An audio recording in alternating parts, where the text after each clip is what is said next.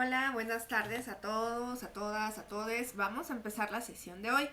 Hoy vamos a terminar nuestro tema de transición demográfica y ya después vamos a empezar con migración y ya empezamos después con los temas netamente sociales, ¿no? O sea, si bien tienen un componente demográfico, ya entran dentro de lo que se conoce como los estudios de población. Bien, entonces voy a, como siempre, compartir una pantallita con mi presentación, un poquito recapitular lo que ya habíamos visto acerca de la transición demográfica, ¿no? Justamente, eh, acuérdense que tenemos esto, ¿no? Tenemos una etapa pretransicional donde hay, digamos, esta ineficiencia demográfica, donde lo que tenemos son altas tasas de natalidad, altas tasas de mortalidad y por tanto la población crece muy lentamente. Y lo que vamos a tener es una población muy joven porque pues no llegan a vivir tanto, ¿no? Incluso hablábamos de personas que no llegan ni siquiera a la edad reproductiva, ¿no? Y que justamente por eso es también una época donde, sobre todo la mortalidad, puede ser afectada por muchos elementos, ¿no? Entonces tenemos esta etapa, la post-transicional, donde también tenemos que coinciden un poco los niveles bajos de mortalidad y de fecundidad, ¿no? Pero igual la población crece poco, pero hoy tenemos una población envejecida y ya vimos que eso trae muchos retos, tal y como lo veíamos en la sesión pasada junto con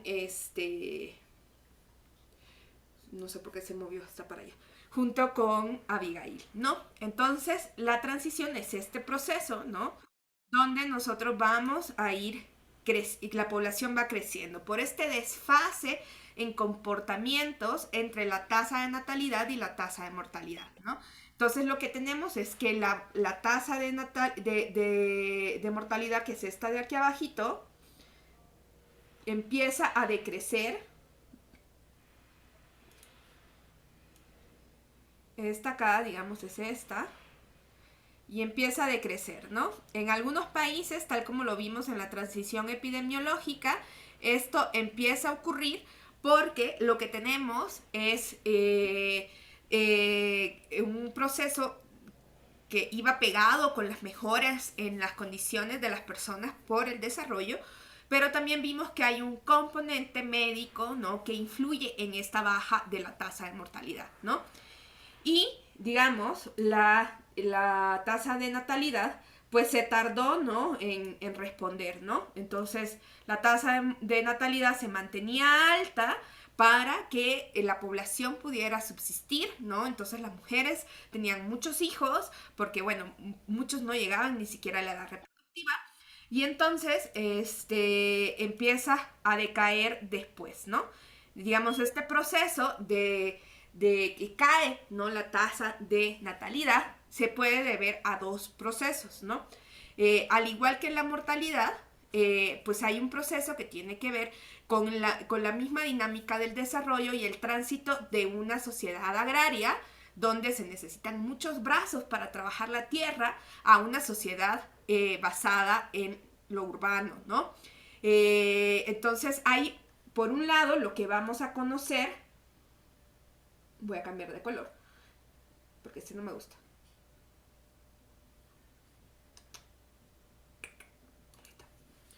Vamos a tener por un lado que esta disminución de la tasa de mortalidad viene de un cambio en valores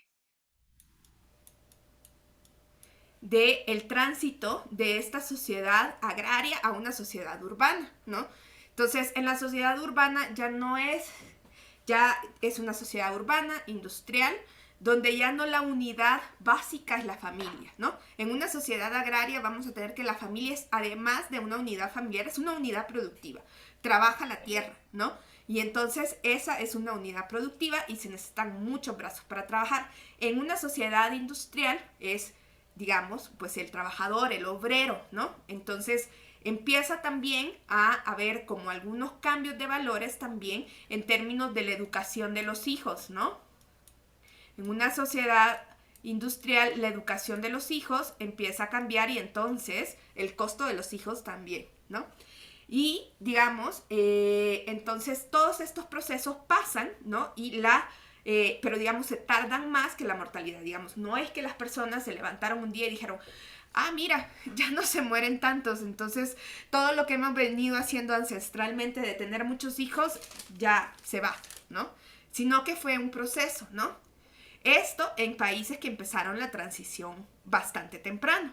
¿Qué pasa en los países que empiezan la transición más tarde? Pasa un poco también lo que veíamos con los modelos de transición epidemiológica, de que por un lado tenemos países que empiezan por el cambio en desarrollo y los cambios societales, pero hay otros que también tienen un enfoque médico, ¿no? Una vez que pasa la revolución médica de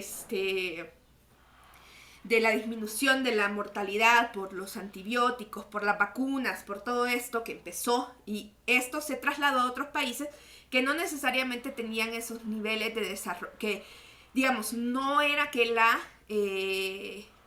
disminución en la tasa de mortalidad se debiera únicamente a los cambios en el desarrollo. Entonces lo mismo empieza a pasar con la tasa de natalidad. Hay algunas sociedades donde no se dan tantos cambios en valores, pero sobre todo cuando estaban en este momento, ¿no? Donde la tasa de crecimiento natural es la más amplia, digamos que aquí empezaron también las políticas públicas a intervenir, ¿no? Ahí es donde empieza todo esto de la planificación familiar. Entonces empieza más como un proceso de política pública que un cambio tan ideacional. Entonces, vamos a ver un poquito más de cómo se dio esta transición demográfica, ¿no? Yo les comentaba, bueno, que existen diferentes fases, ¿no? Y bueno, ¿cuándo comienza la transición demográfica, no? En la clase pasada les presenté como rápidamente esta gráfica donde vemos este proceso de transición demográfica que fue bien diferente en algunos países, ¿no? Con respecto, por ejemplo, a Europa, que empezó muy antes, y a América Latina, ¿no?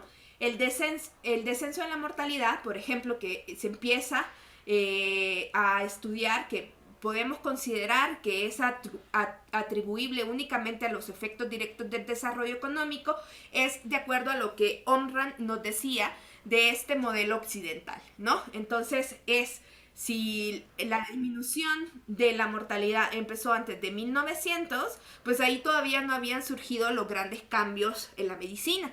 Entonces, ahí sí podríamos atribuirle que esa baja en la mortalidad pues era por el mismo desarrollo económico y las mejoras en las condiciones de las personas, ¿no?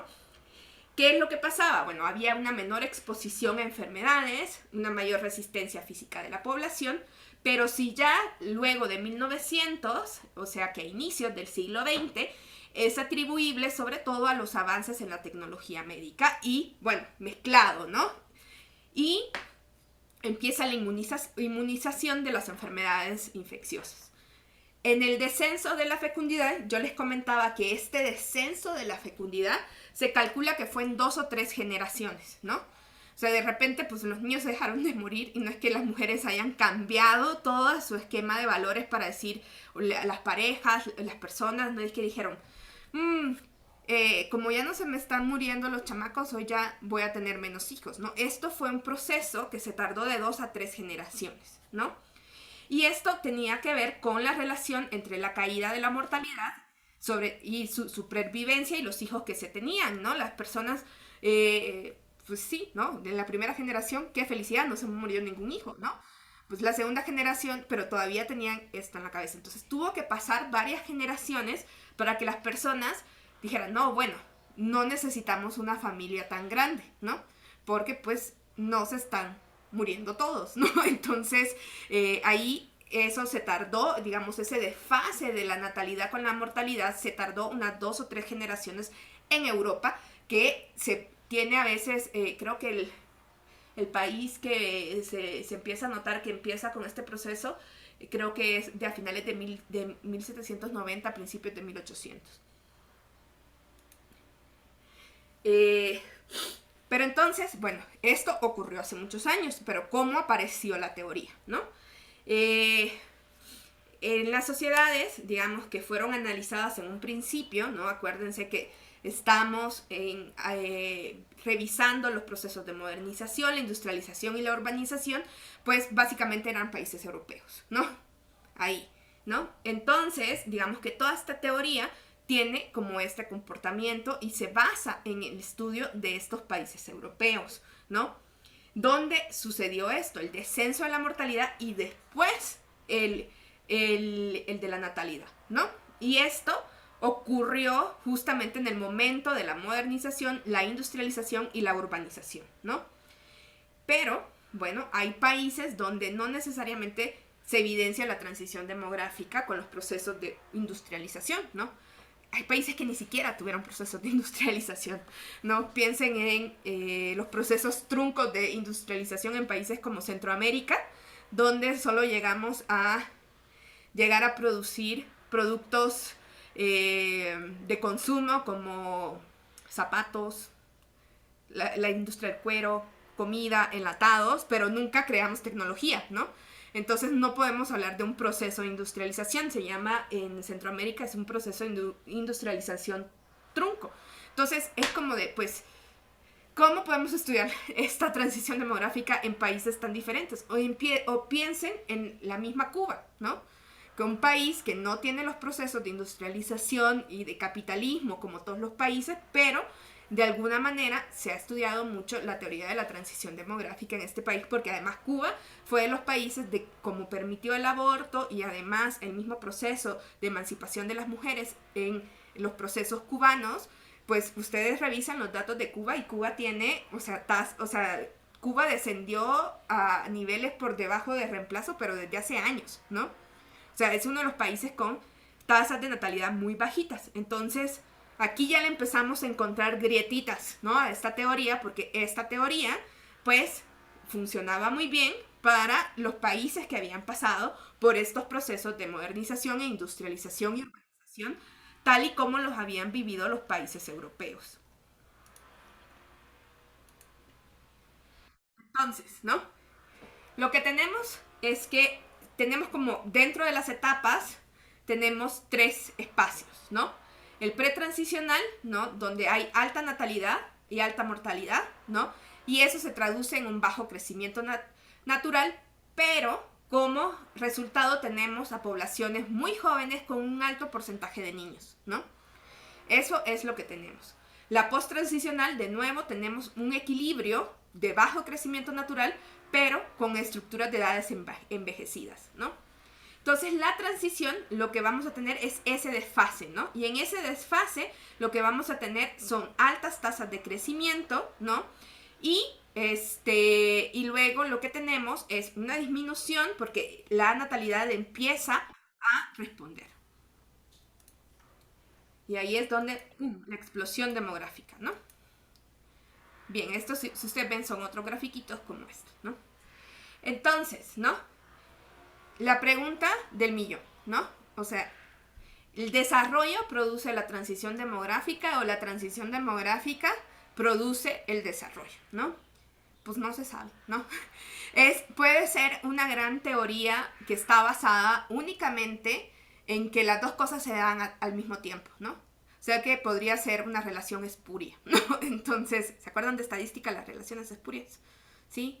¿Sí? Más o menos.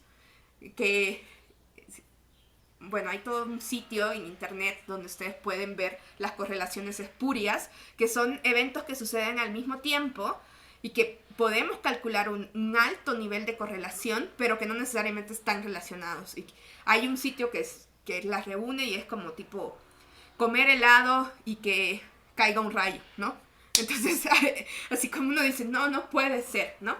Entonces, la idea es que permeó, ¿no? Cuando se estaba desarrollando la teoría de la transición demográfica, que la industrialización y la modernización eran simultáneas a la transición demográfica, ¿no? La urbanización en las sociedades europeas en el siglo XIX y el principio del siglo XX alentó esta idea de que la industrialización y la modernización económica eran causas últimas de la transición demográfica y del proceso de urbanización. ¿Por qué eran causas de estas últimas, no? Porque lo que teníamos es que la modernización económica iba a dar a la industria, ¿no? Y entonces la industria demandaba trabajos, ¿no? ¿Y de dónde sacaba los trabajos? Pues de donde estaba la gente, que eran comunidades rurales, y se iban, ¿no? Entonces, y en ese proceso ellos decían acá que habían cambios de valores, ¿no? Sin embargo, como ustedes, y como ustedes lo han visto y como lo vamos a ver con muchos casos, hay procesos como la caída de la fecundidad y la urbanización donde han ocurrido en contextos donde no hay crecimiento económico, no hay desarrollo económico y tampoco hay grandes procesos de industrialización, ¿no? Entonces, ahí ya tiene un touch, ¿no? O sea, es como de, ok, ¿no? Parece ser que esta teoría, y así como, oigan, demógrafos, es como su única teoría. Sí, pero bueno, echen un ratito, espérenme. Entonces, bueno, por eso es que tenemos... ¿Sí, Daniel? He intentado relacionar la transición no con el desarrollo, sino con la distribución de los bienes y valores producidos. Eh, Eso, por ejemplo, se hace con el crecimiento económico, ¿no? Porque en realidad el crecimiento económico es el valor agregado, ¿no? Si revisas el PIB, es el valor agregado, es la producción, y pues tampoco, ¿no? Tampoco necesariamente, ¿no? Bien, entonces, por eso es lo que tenemos, entonces son periodos diferentes, ¿no?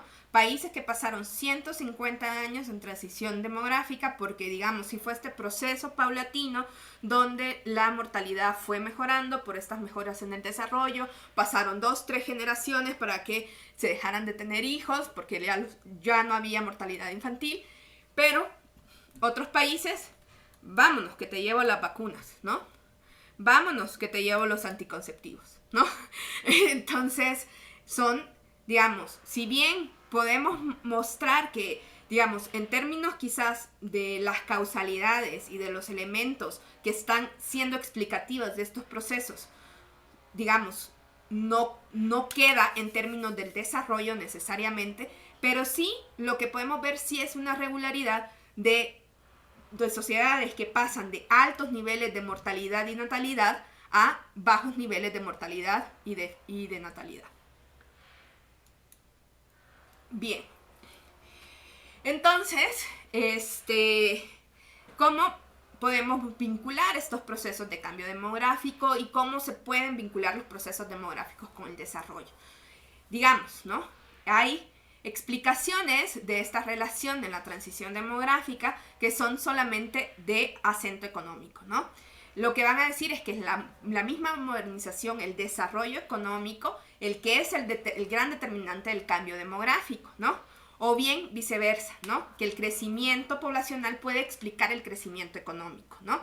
Hay muchas teorías de desarrollo económico, ¿no? Donde nosotros podemos ver que cómo va creciendo la productividad, cómo va creciendo la mano de obra, pues explican buena parte del desarrollo.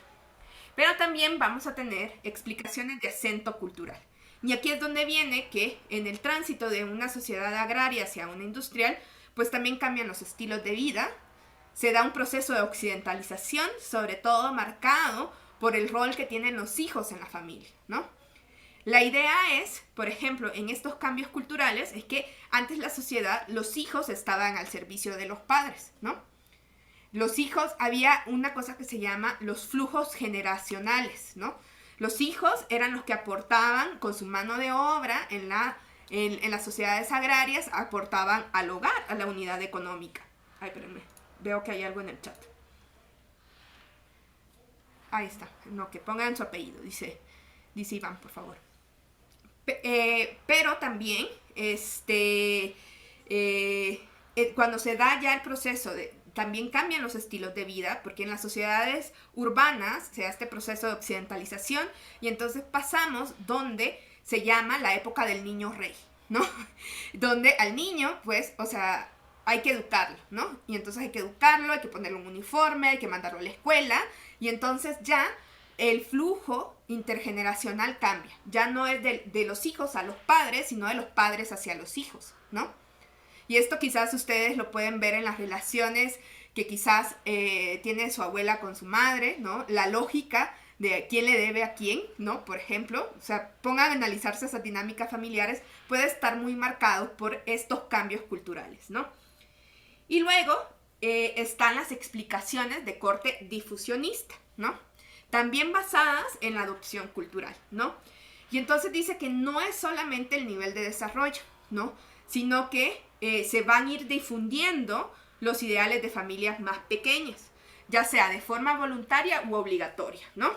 Ahí entonces empieza a ver el papel de las políticas de planificación familiar, ¿no? Y esto que en México fue quizás una cosa súper impactante, la campaña de México de la familia pequeña vive mejor. Y entonces además, ahí, ¿no? Aparecían exactamente el papá, la mamá y 2 hijos, ¿no? Y entonces, en el imaginario, y el 2, ¿ustedes de dónde creen que se lo habrán sacado? Así que, porque los dibujitos de las campañas tenían un señor, una señora y un niñito y una niñita. ¿Sí, Daniel? ¿Tiene que ver con el reemplazo? Así es, ¿no?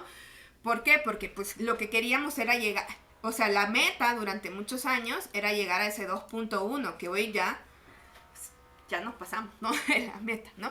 Entonces empezaron las campañas de planificación familiar, ¿no? Entonces, si ustedes ven, el cambio demográfico, pues puede tener esta relación con el desarrollo de manera directa o indirecta, ¿no? Por un lado, el proceso de modernización, que sí se da, pero por otro lado, pueden haber cambios culturales que se dan por ese mismo proceso. A lo mejor no es un proceso tan directo. Y luego podemos tener los efectos difusionistas. A lo mejor yo no tengo desarrollo, pero mi vecino sí. Y yo consumo los productos culturales de mi vecino, ¿no? Entonces empieza a hacer esto, ¿no? Y lo más terrible es cuando estas explicaciones difusionistas, digamos, pasan, porque también estaba, acuérdense que en los años 60 estaba, incluso todavía, si ustedes hablan con algunas personas, hablan de la explosión demográfica, ¿no? Entonces, esto desarrolló que además también tenía un corte un poco terrible, ¿no? Como con la idea del gran reemplazo, ¿no? Ustedes han oído ahorita esto por la situación que se vivió en Estados Unidos, de tiroteo, ¿no? Que es estas personas blancas que dicen que los migrantes llegan y los van a reemplazar, ¿no? Entonces, imagínense un mundo donde de repente los países pobres empiezan a crecer muchísimo, ¿no? Entonces, no podemos permitir eso, ¿no? Entonces, muy maltusianamente dijeron, bueno, lo que vamos a hacer es que ya no hayan pobres, ¿no? Entonces les vamos a mandar a planificación familiar y hay muchísimos casos de esterilización sin consentimiento y de muchas otras cosas que tienen que ver con el uso de los cuerpos de las mujeres. O sea, si leen los casos de John Hopkins con Guatemala, es una cosa tremenda y terrible, ¿no? Entonces, así nosotros podríamos como ver que este proceso, digamos, puede ser tan simple como decir, paso de una sociedad industrial, de una sociedad agraria a una industrial, y entonces es pura cosa de la economía y que entonces así se da el cambio demográfico. Pero si empezamos a incluir otros procesos como los culturales y los difusionistas, pues ya las explicaciones van haciendo un poco más complejas. Y ustedes como sociólogos sabrán que siempre las explicaciones complejas son las mejores, ¿no? Entonces, así es como nosotros tenemos acá. ¿Cómo está América Latina? Aquí tengo lo saqué de 2 artículos de diferente época. Este creo que es del 2008 y otro que acaban de publicar el año pasado, ¿no? Para 1950 y 1955, ¿no? Pues casi todos los países de América Latina estaban en lo que considerábamos transición incipiente, ¿no? Miren, vamos a buscar México, ¿no? ¿Y qué es lo que tenemos acá? México, ¿no? Ahí está México. Y si ustedes ven, Por otro lado, Uruguay ya estaba aquí, ¿no? ¿Dónde está Costa Rica? Miren, aquí está Costa Rica en 1900. Vamos a ir siguiendo a Costa Rica porque es este que tiene la transición súper acelerada, ¿no? Costa Rica en 1950 estaba dentro del grupo de transición incipiente, ¿no? Aquí está, si revisamos en 1985, pues vamos a tener que Costa Rica ya está en transición plena, ¿no? México estaba en transición plena y en transición avanzada, si ustedes ven Cuba, lo que les decía, Cuba, o sea, ¿cuándo fue la Revolución Cubana? 1959, ¿no? Y vean, Cuba ya estaba con niveles plenos, digamos, o sea, esto está basado únicamente, normalmente cuando ustedes vean este tipo de clasificación, está basado mucho en la estructura por edad y en las tasas de mortalidad y en las tasas de natalidad, ¿no? Entonces Cuba ya estaba ahí, ¿no? Bastante adelantado, ¿no? Para los años 90, ¿no? Cuba sigue estando ahí, México, y para ya los años 2000, lo que tenemos es que Haití sigue en transición moderada, Bolivia es un país todavía bastante joven, Guatemala también, El Salvador ya va bajando para acá, México sigue en plena y ya tuvieron que hacer un nuevo grupito para Uruguay y Cuba porque es muy avanzada, ¿no? Entonces, es muy avanzada, ¿no? Veamos los datos más recientes, ¿no? Esta es otra, es un paper que se publicó el año pasado sobre cómo la transición demográfica puede utilizarse. Si se acuerdan, en la clase del viernes, el señor que intervino habló del bono demográfico, que yo se los he mencionado un poquito, pero no tantísimo, ¿no? Porque ya le vamos a dejar una lectura para que lo critiquen al bono demográfico, ¿no? Entonces, ¿qué pasa? Acá esto también tiene que ver con la estructura por edades de niños y de las personas, ¿no? Entonces,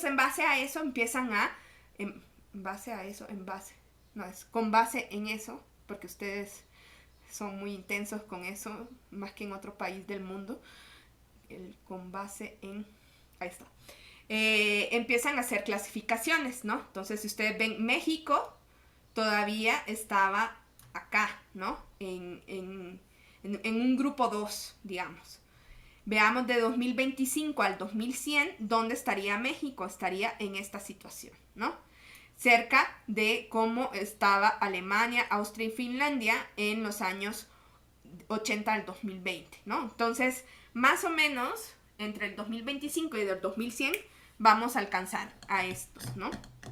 Entonces, esto es interesante porque podemos ir viendo que a pesar de que, digamos, la explicación del cambio demográfico se pueda complicar y que no haya una sola teoría de por qué pasamos de estas sociedades de alta tasa de fecundidad a baja tasa de fecundidad y alta tasa de mortalidad a baja tasa de mortalidad y que las respuestas son complejas, sí podemos ver que hay muchos países que han pasado en este proceso, ¿no? Ahora, a ver, quiero ver acá. ¿Qué interés en particular tuvo el Estado para promover la planificación familiar? Bueno, eso lo vamos a ver un poquito más adelante cuando veamos la parte de políticas, pero básicamente lo que se tenía mucho miedo era que no se estuviera creciendo al mismo nivel que la población. Y que entonces la idea era un poco maltusiano el asunto, ¿no? Que si, digamos, el Producto Interno Bruto crecía a cierta velocidad y la población crecía más rápidamente, pues eso nos iba a llevar a procesos de empobrecimiento, ¿no? Entonces, digamos, esa era como la lógica, ¿no? De por qué promover la planificación familiar, ¿no? Entonces, y bueno, y digamos que hubo como este renacimiento de las ideas malthusianas, ¿no? Donde, pues no nos va a alcanzar, ¿no? Para toda esta gente, ¿no? Ya somos muchos, ¿no? Entonces tenemos que ir metiéndole a la planificación familiar, ¿no? Bien. Entonces, cuando vemos entonces la situación de los países de América Latina, vemos que hay perfiles de transición, ¿no? Van a variar en cuanto al inicio, la duración del proceso y el rango de fluctuación de las tasas de crecimiento, ¿no? México llegó a crecer bastante rápidamente, ¿no? Y pues siempre fue un país grande, entonces sí era como, ¿qué vamos a hacer con toda esta gente, ¿no? Entonces, y esto puede sonar raro, pero hubo un momento en que México era pronatalista.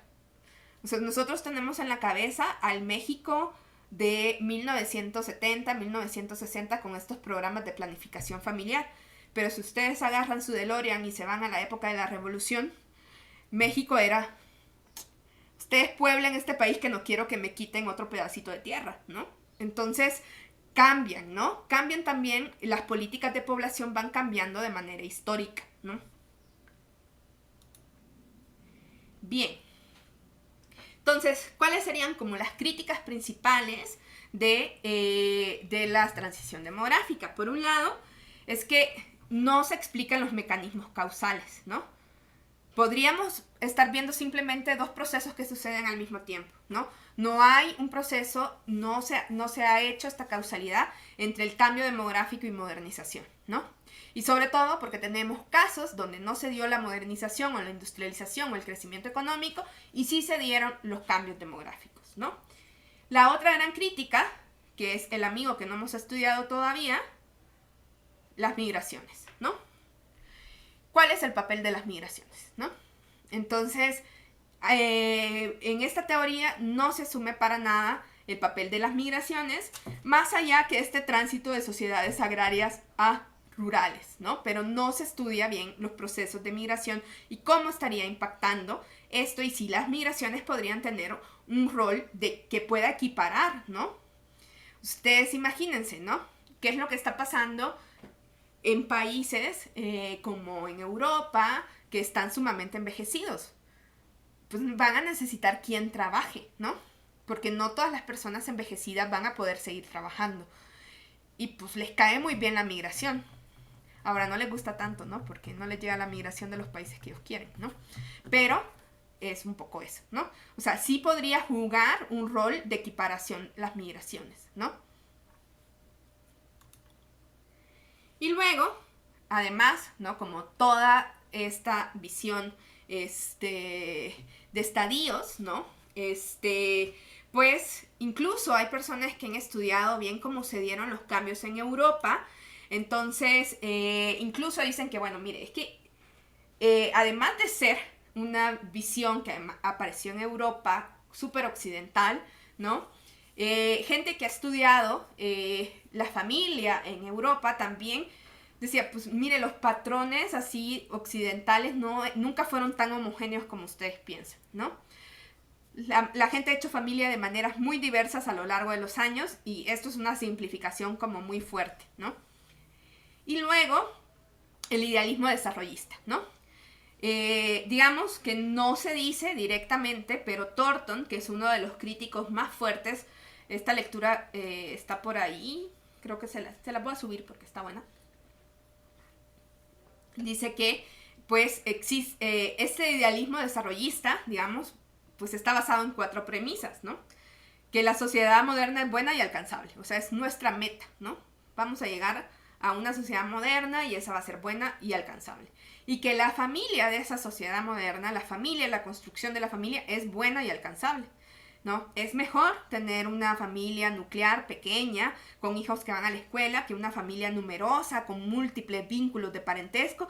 Y yo no sé si realmente uno es mejor que la otra, ¿no? Pero en este sentido se parte de eso, ¿no? Y que la familia moderna es producto de la sociedad moderna, que no sabemos también exactamente eso, ¿no? Y que además, ¿no? Asume que como en buena parte se basa en el cambio ideacional y en el cambio de valores, las relaciones se dan entre individuos libres e iguales y con consentimiento. Lo cual, para América Latina, no es que muchas veces, y lo que vamos a ver es que no necesariamente las mujeres están tomando las decisiones sobre sus cuerpos, ¿no? Entonces, esto es lo que estaría como detrás de acá y que es bastante cuestionable, ¿no? Y que quizás no pueda trasladarse a todos los países. Caldwell, que es un antropólogo que nos cae muy bien a todos los demógrafos, un gran estudioso de la transición demográfica, pues dice, ¿no? Y todo esto que he estado hablando del papel occidental, del niño rey, no sé qué, es un libro de Cadwell que es hermosamente escrito, muy interesante. Entonces, que lo leí para la maestría. Y todavía me acuerdo, imagínense. Pero dice que, bueno, todas las investigaciones que se habían hecho sobre la transición demográfica, pues encontró que tenían pobres aplicaciones de metodología. Por eso pongan atención en sus clases de metodología. No quieran por ahí andar haciendo teorías generales que después fallan por la teoría, que además era muy etnocéntrica, ¿no? Por un lado, él decía que no se atendió el tema de esto que yo les estaba comentando, de la magnitud y dirección de los flujos de riqueza, ¿no? Dinero, bienes y servicios y garantías que van de los padres a los hijos y de los hijos a los padres. Para Cadwell va a ser muy importante cuando ya se da este cambio de los flujos. Ahí es donde sí ya tenemos un cambio ideacional, ¿no? Por otro lado, él dice que cuando estudiamos la fecundidad, ¿no? En muchas familias, porque él se fue, o sea, era un antropólogo de muchos países, ¿no? La definición de las familias en las encuestas de fecundidad, pues no describe todo el proceso de decisión de tener hijos, ¿no? Porque normalmente hay en sociedades donde la familia tiene que ver con los linajes, con otros elementos que exceden a la familia nuclear y a la familia residencial, ¿no? Entonces que no podemos atribuir únicamente las decisiones de tener hijos a el núcleo familiar, ¿no?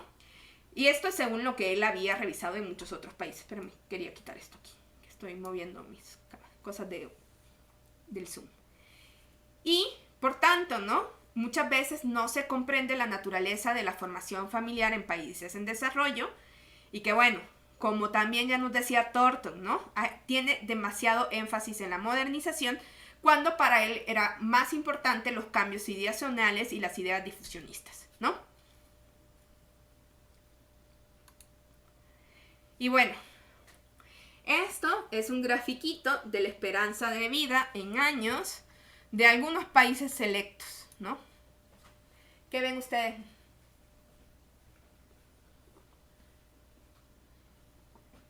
¿Por qué creen que son estos países? ¿Sí, Daniel?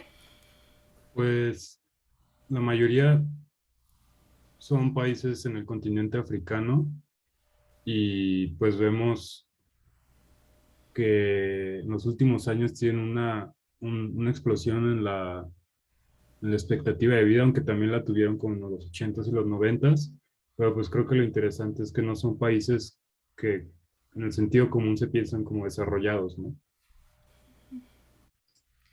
Sí, así es, ¿no? No son países desarrollados, pero la idea de la transición demográfica es que vamos en estadios, ¿no? Que la tasa de mortalidad va bajando, ¿no? Pero ¿qué tenemos acá? ¿Qué creen que pasó en estos países africanos? Espérenme que...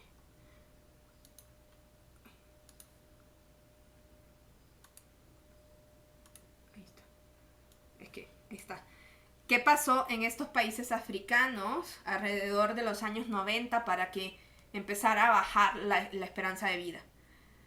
¿Sí, Daniel? Ah, bueno, ahorita mencionaron Hassan el apartheid, pero yo iba a mencionar, pero tengo miedo porque no sé si es una malconcepción que tiene que ver con la epidemia del SIDA, del VIH. Así es. Son las dos cosas, ¿no? Tenemos estas peleas, o sea que estos países no han transitado por esos procesos de desarrollo y ni siquiera por estos procesos donde la tasa de mortalidad se haya estabilizado, ¿no? Siguen en un proceso de fluctuación, digamos, ahorita ya a principios de esta década, digamos, ya han tenido como un aumento sustantivo, pero entre las guerras propias que existen en ustedes saben que hay guerras étnicas, muchas guerras étnicas en África, ¿no? Y el SIDA, ¿no? Entonces, pues ahí no hay esta vinculación donde digamos, mire, si ya bajamos y bajamos la tasa de mortalidad y ya tenemos un comportamiento que ya no es errático, ya no estamos en esta, porque o sea, la idea es que todos vamos a ir avanzando del punto A al punto B y que vamos a pasar con eso, ¿no? Entonces, Una de las cosas que se le critica mucho en la transición demográfica es que para África todavía es un poco cuestionable, ¿no? Si podemos hablar incluso de transición demográfica, ¿no? Entonces, sí, ¿no? Entonces, esta es otra crítica, ¿no? Además de las que hemos visto, es que hay países donde esta estabilización de la mortalidad todavía no se ha dado, ¿no? O se acaba de dar y todavía es muy inestable, ¿no?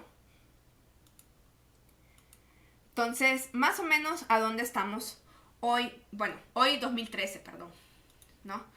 Digamos que en esta etapa post-transicional se considera que hay un 13% de los países, Cuba, España, Francia, Italia, Canadá. Digamos, Japón, Alemania, Rumania estarían todavía aquí donde hay tasas de crecimiento negativas, ¿no? Y pues un grafiquito que siempre me gusta mostrar acá es que si ustedes ven, normalmente la gente tenemos esta idea que dicen, es que estamos creciendo y somos cada vez más. Sí, eso sí, estamos creciendo y somos cada vez más, pero al ritmo que estamos creciendo no es el máximo, ¿sí? Es decir, todavía tenemos crecimiento positivo en el mundo, o sea, cada vez hay más personas, pero con respecto al año anterior, habrán más personas, pero se ha ido creciendo de manera más lenta, ¿no?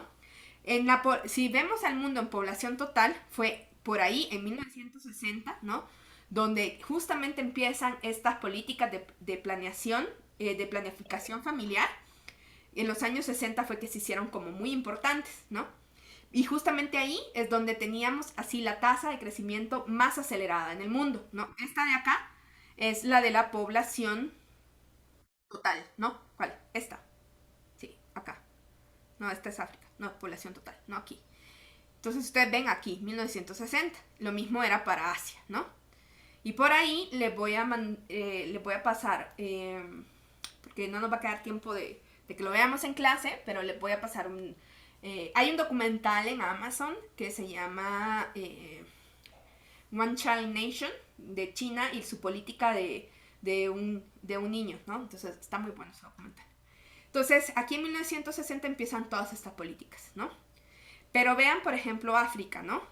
África lleva otro ritmo, ¿no? África estuvo creciendo lo más en 1980, ¿no? Entonces, digamos, ya pasamos el nivel máximo de crecimiento. Entonces, cuando la gente les diga, ¡ay, la explosión demográfica! Tampoco quiero que les digan, estamos en el invierno demográfico. ¡Ay! Se me bajó, espérenme. Ahí está, espérenme.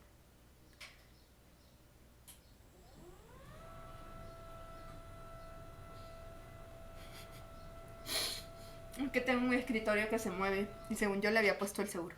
Bueno, entonces, hace 50 años llegó ese máximo de crecimiento, ¿no? Entonces, si nos imaginamos esa gráfica de la transición demográfica a nivel mundial, fue hace 50 años, hace 60 años, donde nosotros estábamos ahí donde esa pancita se hacía la más amplia, ¿no? Y entonces ahorita se va cerrando esa pancita, ¿no? Y estamos llegando a esos momentos donde en muchos de los países, ¿no? Estamos creciendo incluso a la mitad de la velocidad de lo que crecíamos en los años 60, ¿no? Entonces, es importante, ¿no? Que cuando uno dice, no, bueno. Y a veces lo que pasa es que, sobre todo en ciencias sociales, no solemos pensar en términos de crecimientos, ¿no? Sino solo de aumentos, de cambios. Pero por eso nos pasamos estudiando buena parte estos crecimientos, que el ritmo, que la tasa de crecimiento, que todo esto, porque el ritmo de cuánto crecemos, ¿no? Es muy importante, ¿no? Entonces, vean ustedes, pues, que esto es la población. La población sigue creciendo, ¿sí? Aquí habemos miles y miles de millones. Creo que ya vamos a llegar a los 8 millones.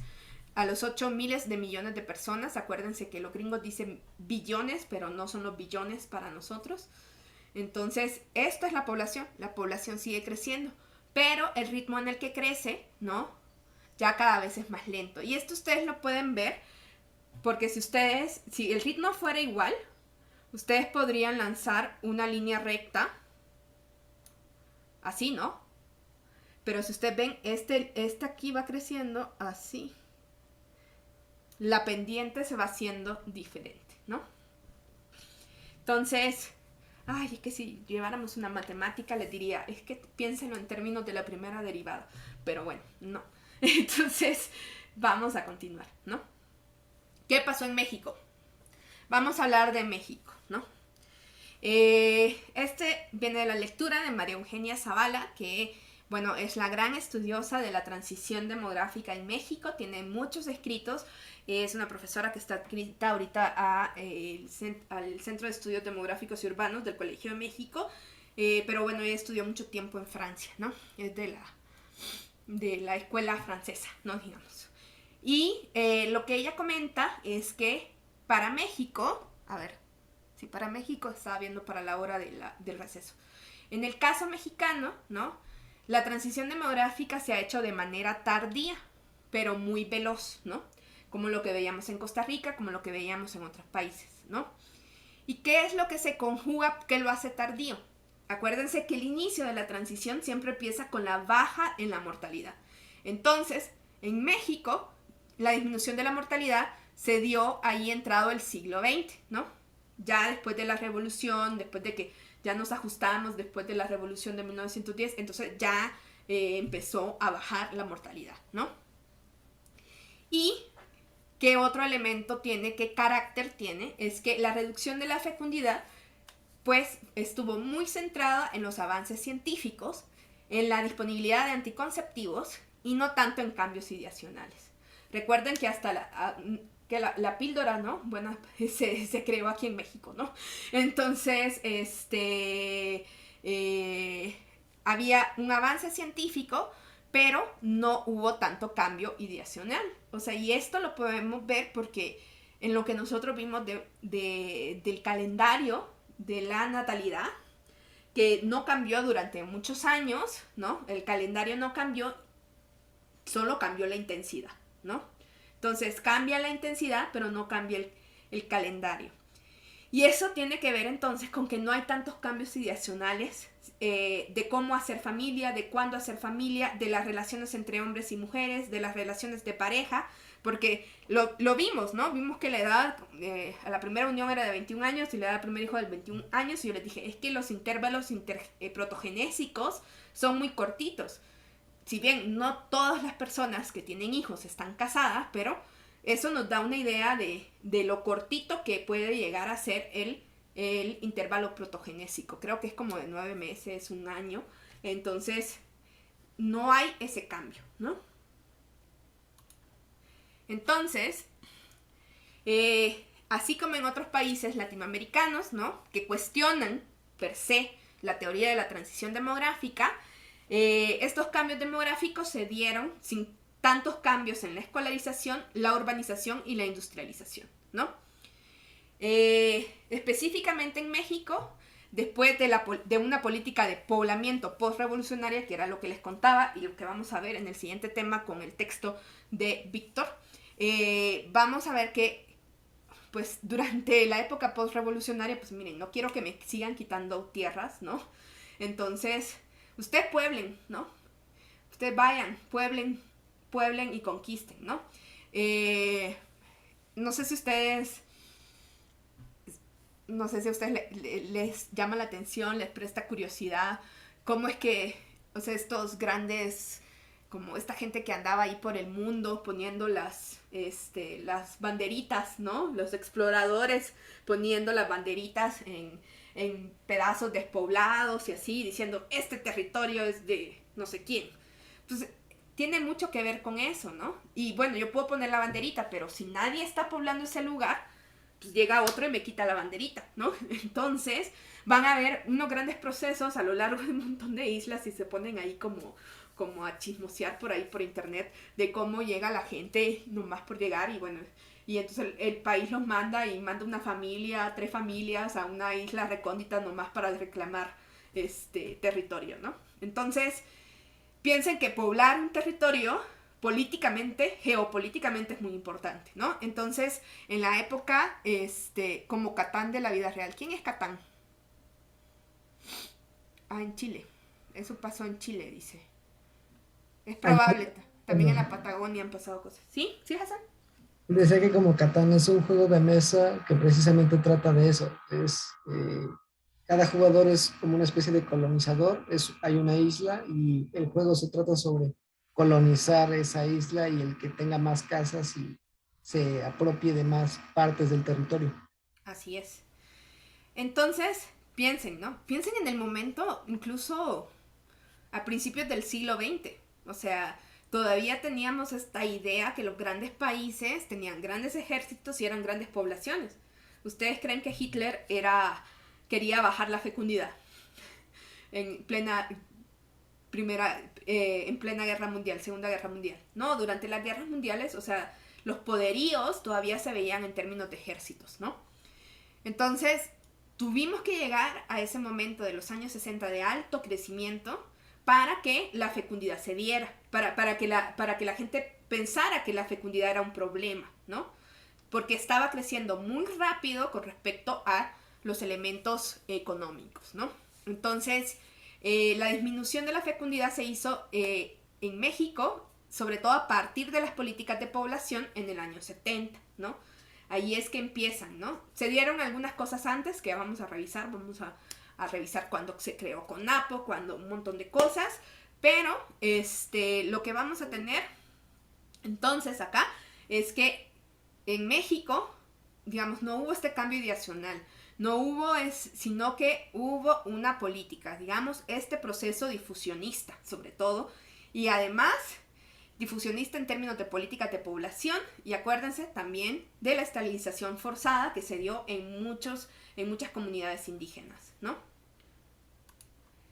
Bien, María Eugenia Zavala retoma la definición de Norman Ryder, ¿no? Norman Ryder nos da dos modelos de transición demográfica, ¿no? Uno, digamos, que es aplicable, ¿no?, a las sociedades que inventaron la modernización, o sea, como las europeas, las que sí vivieron la modernización, pero va a decir que hay otro modelo que, digamos, es aplicable a las sociedades en las cuales impusieron la modernización, ¿no? Entonces, por ejemplo, ¿no? En el caso mexicano, va a decir, existen estas dos, ¿no? ¿Por qué? Que hemos visto, ustedes lo han visto a lo largo de sus estados, vamos viendo, y siempre les digo, vean Chiapas, vean la Ciudad de México, vean, y hemos visto que hay comportamientos demográficos muy diferentes y también de natalidad, ¿no? Entonces, por ejemplo, ¿no? Se calcula que hay una diferencia de 15 años de diferencia entre los inicios de la transición de la fecundidad entre las mujeres de las grandes ciudades y que son escolarizadas, que son las que muchas veces, y hay un texto muy importante que se llaman las pioneras, ¿no? Digamos, estas son las mujeres que a partir de la segunda mitad del siglo, de los años 60, ¿no? La gran mayoría de mujeres mexicanas, entonces empiezan a controlar sus nacimientos en el marco de la planificación familiar y la disposición de la pastilla anticonceptiva. Pero eso estaba pasando en las ciudades.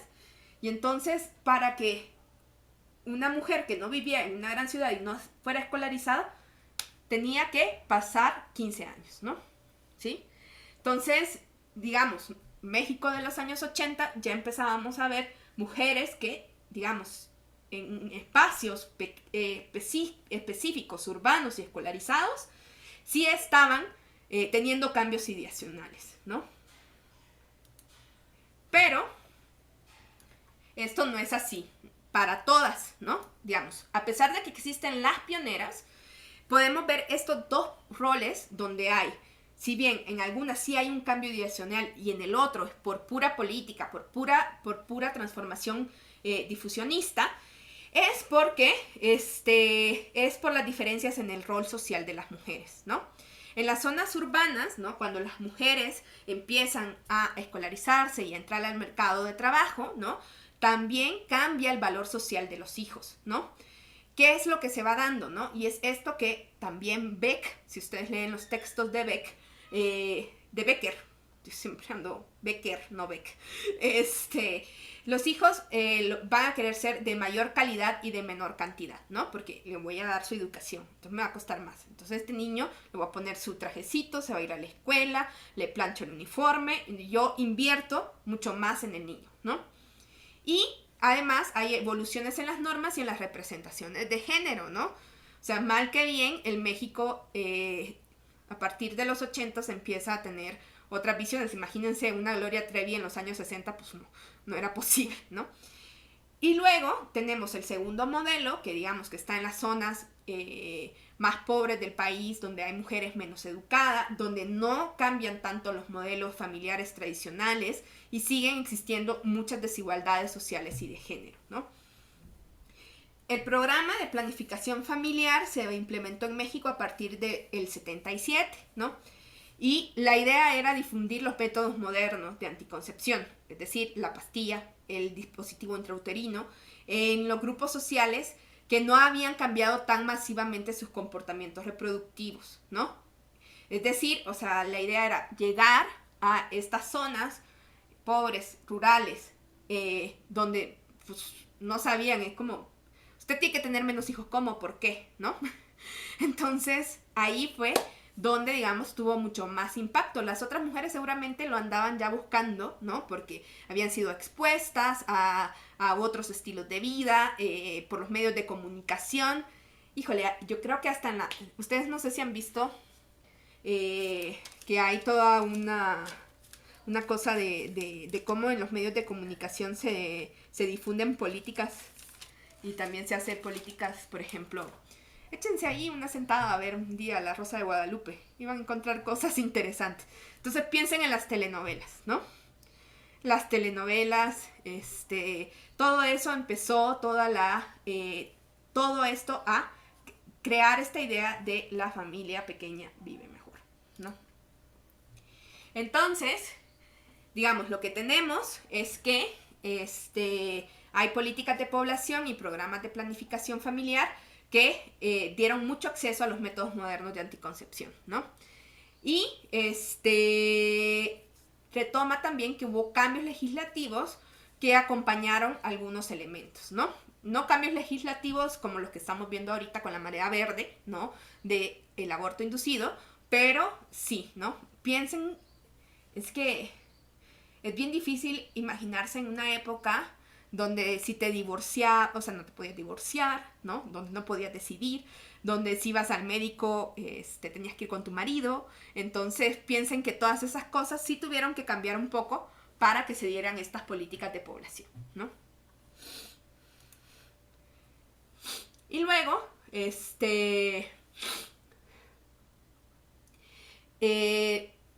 tenemos que hay unos cambios de roles de género, ¿no? Para un grupo que ya dijimos, ¿no? Están las mujeres escolarizadas urbanas, ¿no? Como ustedes, ¿no? Como ustedes que me oyen, ¿no? Entonces, en este caso, ¿no? ¿Por qué son tan importantes los roles de género para explicar la transición demográfica en México? Bueno, y en todos lados. Porque, digamos, como se hizo a partir de la política, ¿no? Las transformaciones se hicieron a partir de los cuerpos de las mujeres, ¿no? De que se implementaran estos métodos de anticoncepción, ¿no? Si ustedes ven, el método de anticoncepción que se ponía era la píldora, el DIU y la esterilización femenina, ¿no? Y todavía hay un montón de casos de mujeres que, bueno, usted ya tuvo el segundo hijo y la esterilizaban sin preguntar, ¿no? Ya tuvo 2 hijos, ¿no?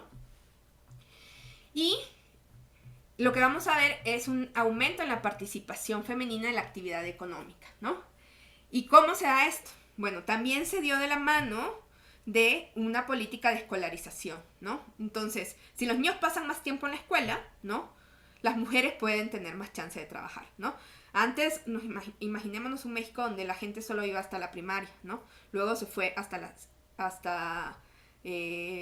se va hasta la secundaria y luego, bueno, ahorita oficialmente, digamos, la educación que es obligatoria es hasta la prepa, ¿no? Entonces, esos aumentos, ¿no? Pensemos que si hay mayor educación, el que existan guarderías, o sea, esto que es muy urbano, ¿no? Todavía, todo esto permite que las mujeres puedan salir a trabajar, ¿no? Entonces, otro elemento que es muy importante, ¿no? Y que quizás también explica un poco por qué no ha cambiado tanto el calendario de las mujeres, es que muchas veces, ¿no? Hay algo que se llama transición a la vida adulta, ¿no? Ay, dicen, nosotros estamos ahí, ¿no? Entonces, la transición a la vida adulta normalmente es que yo empiece a trabajar, ¿no? Que tenga mi primer trabajo, que tenga mi primer hijo, mi primera unión.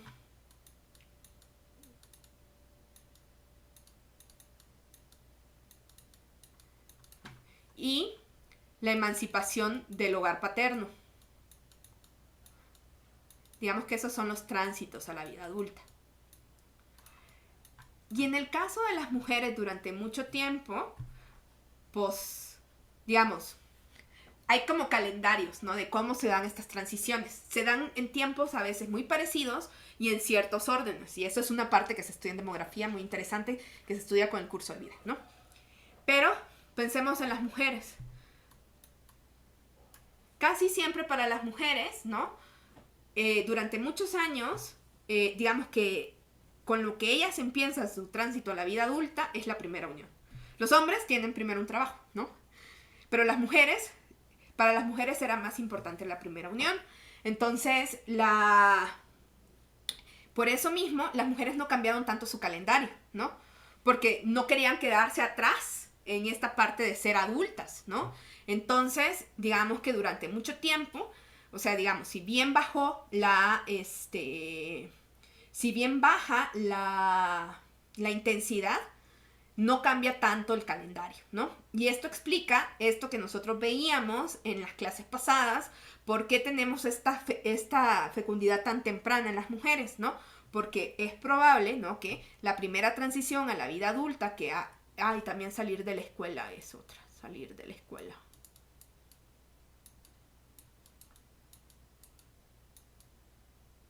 Entonces, que se dé esa primera unión con un intervalo protogenésico muy chiquito, y entonces tengo hijos, ¿no? Sigue siendo muy central para las mujeres mexicanas la vida familiar, ¿no? Bien. Hay un tercer tipo de explicación, además de los que ya habíamos visto, que nos decía, bueno, está los que se inventaron la modernización, está los que se las impusieron, ¿no? Entonces, hay quien dice que hay dos tiempos en la reducción de la fecundidad, ¿no?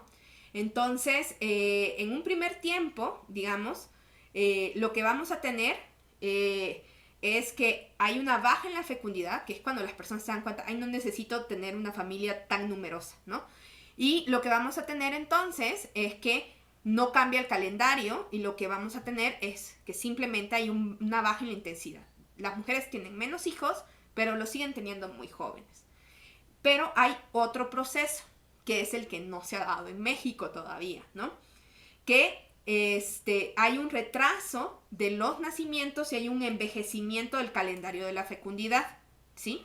Es decir, una elevación en la edad a la maternidad, ¿no? Que nosotros hemos visto en México que las mujeres, la edad del primer hijo sigue siendo bastante joven. Estamos viendo ahorita un poquito de ese envejecimiento con el último trabajo que vimos con los datos del censo del 2020, pero aún así, digamos que no se da de acá, ¿no? Esto sí se dio en los países europeos. Se dio al principio también. Las personas no cambiaban su calendario, simplemente tenían menos hijos. Pero después llegaron a una etapa en los países europeos, en Estados Unidos, en Japón, donde también hay un retraso en los nacimientos y un envejecimiento en el calendario, lo cual en muchos países latinoamericanos todavía no se ha dado. Entonces, digamos, si ustedes quisieran así hacer un gran resumen de la transición demográfica mexicana, es que es original porque tiene y mantiene esta nupcialidad temprana, ¿no? Digamos, es original en sí misma, pero en esto se parece mucho en algunos países latinoamericanos, ¿no?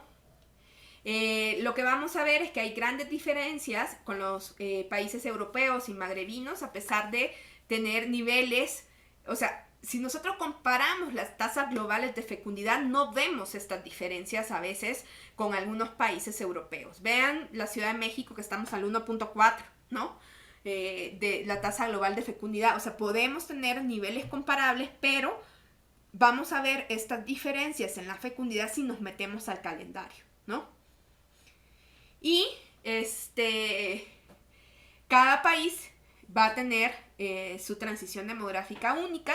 Y pues en el caso de México es esta. ¿Sí, Tian? Perdón, ¿qué es magrebinos? Son los países de...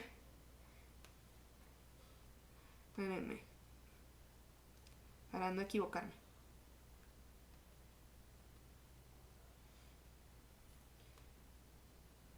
Árabes. Gracias. Sí. Entonces, bien. Vamos a tomar un receso y les voy a hablar de las otras transiciones cuando regresemos. Nos vemos a las 6:27. Esto va a ser cortito porque no es tema del curso, pero les quiero contar porque muchas están basadas en amigos que conocen como Giddens y otros autores. Entonces se las quiero contar un poquito, ¿no? Entonces nos vemos en 10 minutitos a las 6:27. Bien, vamos a continuar con la sesión. No sé si alguno quiera comentar algo. Creo que el viernes vamos a empezar el tema de migración y después ya nos vamos a pasar al de políticas, al de proyecciones y otras cositas más, pero no sé si alguien quisiera comentar algo de esta primera transición demográfica, ¿no? Bien. Dice que mi conexión es inestable. Qué raro, pero bueno. Bien. Ay. Ahí está.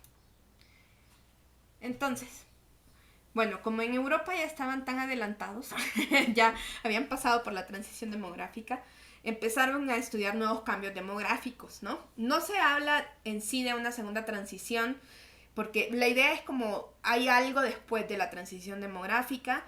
Se discute mucho que sea el término adecuado porque, digamos, no necesariamente nos está ordenando una serie de fases, pero sí se empezó a notar, ¿no?, que había una segunda transición, un segundo conjunto de cambios que ya no estaba tan marcado con procesos macro como la modernización, la industrialización, sino que daba cuenta en sí de un cambio de valores y sobre todo se concentraba en las mujeres, ¿no? En el caso de esta segunda transición demográfica estudiada para Europa y creo que para... se han visto algunos patrones pioneros en América Latina, sobre todo en sociedades como Uruguay, ¿no? La idea es que esta transición demográfica pasaría de un hogar donde, si se acuerdan, yo les dije, bueno, es que la sociedad agraria, la familia era una unidad productiva, ¿no? Y yo les decía, cuando ya llega la modernización, la urbanización, la occidentalización, lo que tenemos es el esquema del niño rey. Estamos al servicio del niño, ponerle todo, tener niños de calidad y que se vayan a la escuela, ¿no? Y los niños eran como la parte central de las familias, ¿no? Y entonces en esta segunda transición, lo que estaría ganando más importancia es, pues, la convivencia conyugal, ¿no? Y entonces esto se va a traducir en que los intervalos protogenésicos, es decir, de la unión al primer hijo, se van ampliando, ¿no? Y entonces, digamos, la gente reconoce esta vida de pareja, la ganancia de esa diada y cómo vivir en pareja, ¿no? Entonces,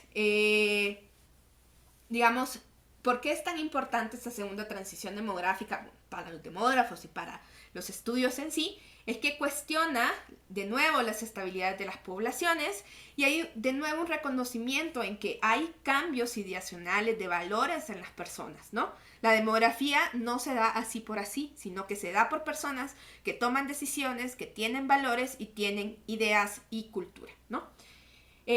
También en esta segunda transición demográfica lo que se va viendo es que cómo se van conformando los hogares y las relaciones de pareja va cambiando, ¿no? Ya vamos a empezar a ver patrones que van cuestionando los roles masculinos y femeninos, ¿no? La agencia y la toma de decisiones y la conformación de los hogares se vuelve muy importante. Y aquí es donde está nuestro amigo Giddens, ¿no? Que ustedes conocen, ¿no? Sí, sí conocen a Anthony Giddens, ¿no? Sí, ¿verdad? Sí. Bueno. Sí. Que, pues Giddens, acuérdense que tenía esta idea de la democratización de la esfera privada, donde las mujeres, a diferencia de la esfera pública, juegan un papel principal. Entonces, se va a concentrar muchísimo en las decisiones de las mujeres, pero también se empiezan a estudiar otras formas de hacer hogares, otras maneras por ejemplo, de cómo se dan los tránsitos en la unión. Por ejemplo, se empieza a estudiar muchísimo los procesos de cohabitación en las parejas, ¿no? Entonces, si las parejas que cohabitan primero antes de casarse duran más, los procesos de separación, de divorcio, las segundas nupcias, todo eso empieza a tomar un papel más relevante, ¿no?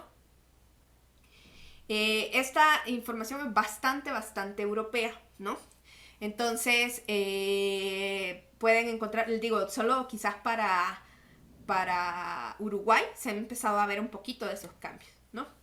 Luego hay una tercera transición, ¿no? Que no tuvo muchos adeptos, pero que me gusta mencionarla porque si una de las críticas más fuertes que tenía la primera transición era la ausencia... Maestra, yo no sé si es mi internet, pero yo no la estoy escuchando de repente.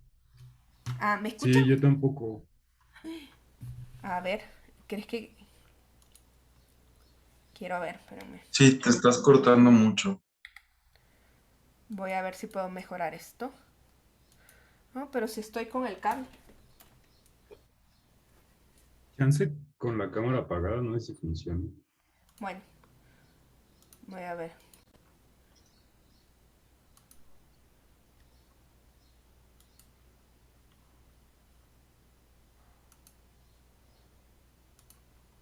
Sí, qué raro. A ver. ¿Dónde me quedé? ¿Desde dónde no me oyen?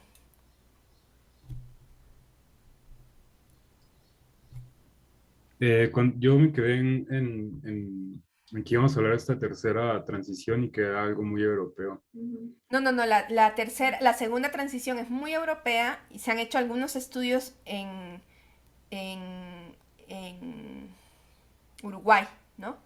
La tercera transición más bien no tuvo muchos adeptos, ¿no? La tercera transición, pero me gusta mencionarla porque, digamos, encuentra un espacio para el fenómeno migratorio. Tiene muchas críticas y, digamos, fue ahí solo un momento en que la planteó Coleman en el 2016 y decía que la migración iba a ser como el gran determinante de las poblaciones en el futuro y él genera un elemento que se llama, si quieren, miren, veo que se están cayendo y ustedes no me están oyendo. Si quieren, cortemos aquí y empezamos aquí para la siguiente. ¿Sí, Tian? Perdón, de nuevo una duda. ¿El que plantea esta tercera transición demográfica es James Coleman o qué Coleman? David Coleman. ¿Sí? Vale, gracias.